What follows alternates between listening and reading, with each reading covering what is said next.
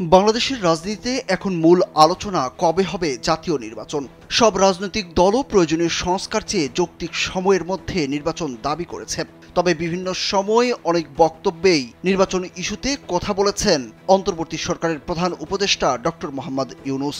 এবার মার্কিন মুলুকে আরও একবার নির্বাচন নিয়ে নিজের অভিমত জানালেন তিনি। প্রধান উপদেষ্টা ডক্টর মোহাম্মদ ইউনূস সাধারণ নির্বাচনের তারিখ কখন ঘোষণা করা হবে সেটির একটি ধারণা দিয়েছেন। তিনি বলেছেন, যখন সবাই একটি রাজনৈতিক ঐক্যমতে পৌঁছাবে এবং ভোটার তালিকা প্রস্তুত হবে তখনই নির্বাচনের তারিখ ঘোষণা করা হবে। এর আগে প্রয়োজনীয় সব সংস্কার করা হবে বলে জানান তিনি। ইডেন বে কক্সবাজার সমুদ্র সৈকতের উপর নিজেদের একটি ঠিকানা।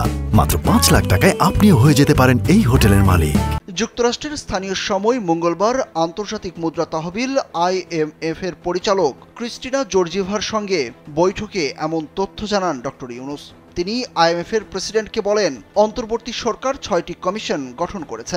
এসব কমিশনের কাজ হলো নির্বাচন, বেসামরিক প্রশাসন, পুলিশ, বিচার বিভাগ, দুর্নীতি বিরোধী ব্যবস্থা এবং সংবিধানের প্রয়োজনীয় সংস্কারগুলো খুঁজে বের করা এবং সেগুলো সরকারকে অবহিত করা।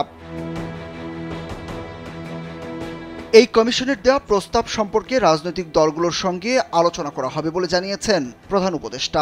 এরপর যখন সবাই সংস্কারগুলো নিয়ে ঐক্যমতে পৌঁছবে এবং ভোটার তালিকা চূড়ান্ত হয়ে যাবে তখনই নির্বাচনের তারিখ ঘোষণা করা হবে। আন্তর্জাতিক মুদ্রা তহবিলের প্রেসিডেন্ট এসব সংস্কারের প্রতি সমর্থন জানিয়েছেন এবং ইঙ্গিত দিয়েছেন বাংলাদেশ সরকারকে দেয়া আর্থিক সহায়তার পরিমাণ বৃদ্ধি করতে পারেন তারা। তিনি প্রফেসর ইউনূসকে জানান, ইতিমধ্যেই ঢাকায় তাদের একটি দল গেছে এবং দলটি পরিস্থিতি পর্যবেক্ষণ করছে। এরপর তাদের পর্যবেক্ষণ নিয়ে আগামী মাসে IMF এর পরিচালনা পর্ষদ বৈঠকে বসবে।